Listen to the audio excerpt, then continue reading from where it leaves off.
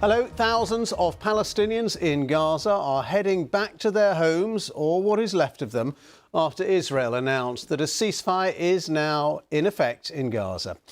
Well, these are live pictures now of a steady stream of displaced Palestinians trudging north along the coast of Gaza back towards Gaza City, which was until very recently the scene of that ferocious Israeli ground offensive and aerial bombardment. Well, Israel says its forces have now withdrawn to the lines within Gaza that were set out in the ceasefire agreement. And as for Hamas, it now has until Monday morning to release all the Israeli hostages, 20 who are still believed to be alive, and the bodies of 28 others thought to be dead. In return, Israel has published a list of 250 Palestinian prisoners and detainees who are to be released in exchange. Well, meanwhile, the Israeli Prime Minister Benjamin Netanyahu has said in a televised address that his country's troops will stay in Gaza to make sure Hamas disarms in future stages of the ceasefire plan. Our Middle East correspondent Hugo Beshega has this report. By the road, they waited, with the few things that were now everything they had. Unsure if it was safe to return, unsure if the bombs had stopped falling.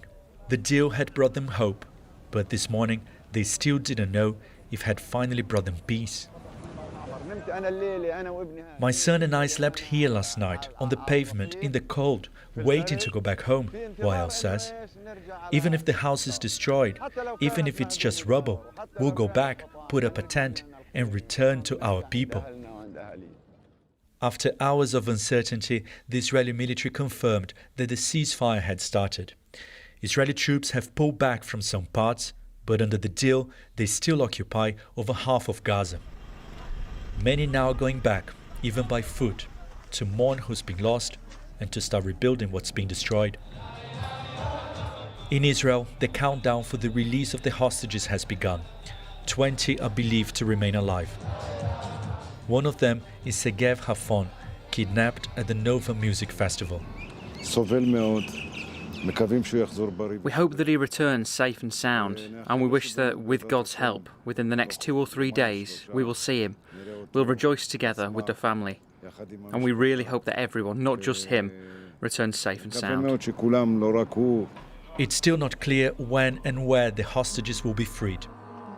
The deal brokered by Trump is a major victory, but there's no clear plan for what happens in Gaza next.